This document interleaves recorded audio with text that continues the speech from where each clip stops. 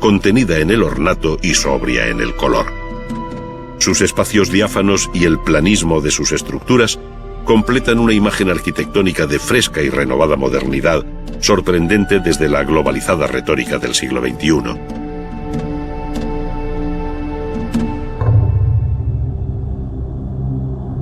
Los pliegues más sensibles del alma japonesa se recogen muy probablemente en la pintura, pero sobre todo en el grabado. Con la arquitectura y el jardín completan la aportación más notable de este pueblo a la historia universal del arte.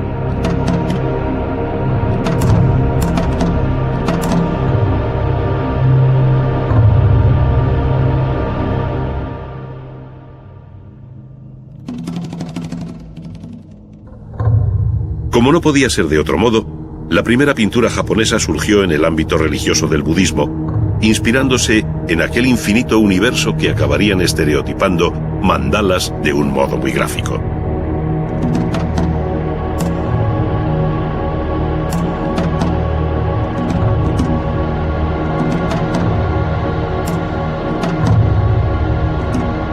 Entre las muestras más antiguas se encuentran tanto las dañadas pinturas murales del santuario de Horyuji del siglo VII, como las miniaturas sobre papel que ilustran la sutra de las causas y de los efectos.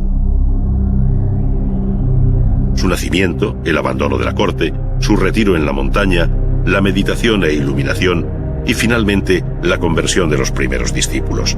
Se trata de una de las joyas del arte budista que data del siglo VIII.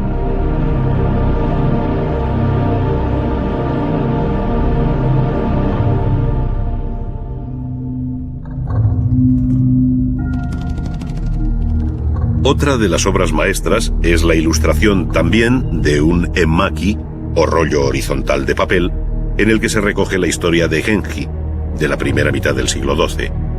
El alcance profano del texto dio lugar a todo un género pictórico conocido con el nombre de Yamato-e.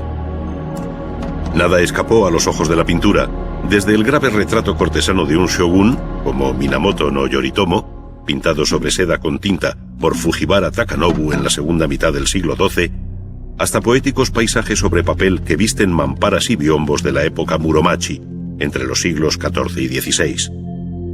Para entonces la pintura ya se había liberado del apoyo literario de un texto para ser ella misma, pintura, y los artistas, firmando su obra, hicieron salir a esta de un secular anonimato. Es más, los nombres de los pintores alcanzan en ocasiones a varias generaciones de una misma familia, formando verdaderas dinastías, como sucede con los Kano a lo largo de los siglos XVII y XVIII.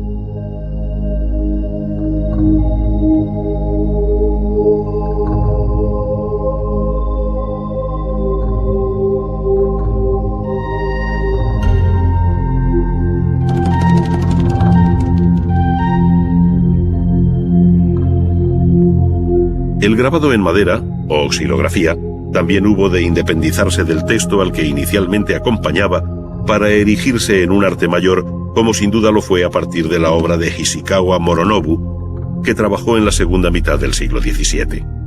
A él se debe el carácter esencialmente japonés de la estampa, que de este modo se distanciaba de la influencia china, ejercida siempre en el campo de la pintura. El mundo del teatro, los retratos de los grandes actores, las costumbres, en fin, los temas grandes y pequeños de la vida diaria, dieron lugar a un género conocido como ukiyo-e. Por otro lado, la técnica del grabado se fue haciendo cada vez más refinada y compleja, hasta llegar en el siglo XVIII a las estampas de Suzuki Harunobu, donde cada color iba en una plancha diferente. Son los Mishiki-e o grabados polícromos.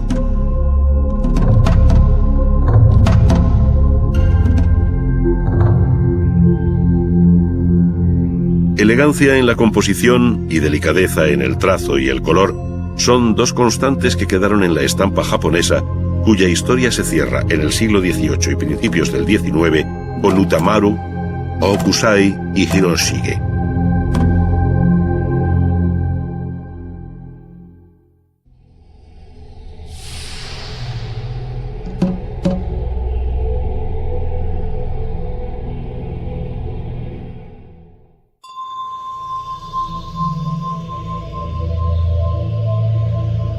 Pocas obras son tan conocidas en el mundo entero como la Gran Muralla China. Su recorrido por el accidentado paisaje parece resumir la larga historia de este pueblo con sus altos y bajos, la extensa realidad de su geografía y el refinamiento de su cultura. Iniciada en el siglo III a.C. bajo la dinastía Han para detener a los nómadas del norte, se terminó en aquella misma centuria por el primer soberano que llevó el título de emperador, Sin Se Huangti. A comienzos del siglo XV fue reconstruida en piedra con potentes torres por el emperador Yongle de la dinastía Ming, no coincidiendo en su recorrido con el trazado anterior y sobrepasando su longitud los 4.000 kilómetros. Esta serpenteante construcción que separa China de Mongolia mantiene una altura media de entre 8 y 10 metros con un grosor de algo más de 6 metros. Al mismo emperador Yongle se debe el renacimiento urbano de Pekín al trasladar desde Nankín la capital imperial. Él inició la llamada Ciudad Prohibida, con su ejemplar organización geométrica sobre el eje norte-sur, en el que surgirían entradas y pabellones sobre terrazas escalonadas en una secuencia de volúmenes, materiales y colores verdaderamente sorprendentes, bajo las inconfundibles y amplias cubiertas de perfil curvo que en ocasiones se duplican. Las tres grandes salas principales llevan los nombres de Tai Ho Tien, o Pabellón de la Armonía Suprema, donde tenían lugar las grandes ceremonias ante el trono imperial, el Pabellón de la Armonía Media, o Chong Ho Tien, y el Pabellón de la Armonía Protectora, o Pao Ho Tien, con la gran sala de audiencias. En ello se acusa la rigidez del ceremonial cortesano y el carácter inaccesible de la figura del emperador, cuya omnímoda autoridad fue ejercida durante siglos desde el interior de esta Tzu King Cheng, o Ciudad Púrpura Prohibida. Las habitaciones imperiales, los jardines interiores y una larga serie de palacios dentro de su recinto, protegido por un fuerte muro y un foso con agua, completan este conjunto enriquecido por los distintos emperadores de las dinastías Ming y Qing.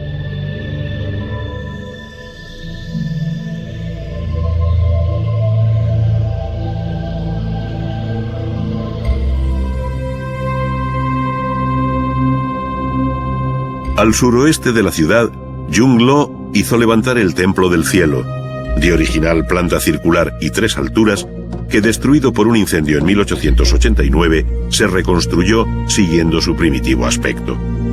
Allí tuvieron lugar complejos ritos anuales, coincidiendo con el solsticio de invierno, cuando el emperador en persona hacía las ofrendas referidas en el libro de las Odas. Las zarzas y las breñas salvajes de mis dominios han sido quemadas. Los campos labrados dan abundante cosecha. Nuestros graneros están llenos y yo hago ofrenda al poderoso cielo.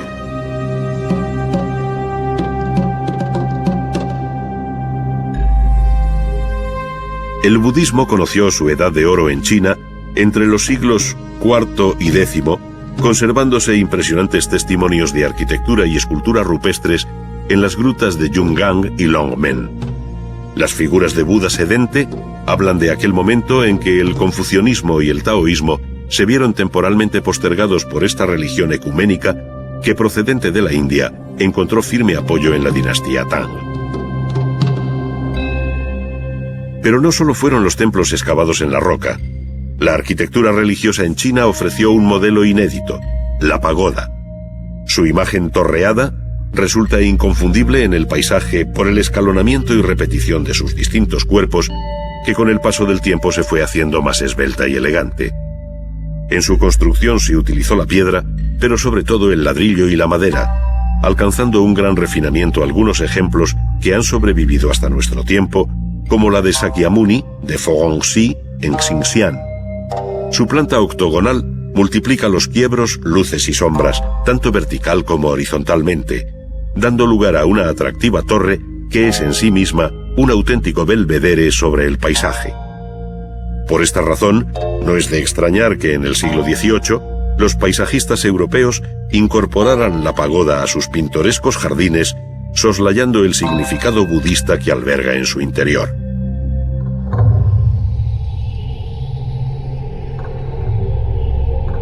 No obstante, todas estas manifestaciones arquitectónicas son muy posteriores e incompletas en relación con los testimonios que mejor definen el alma artística de China a través de su larga historia.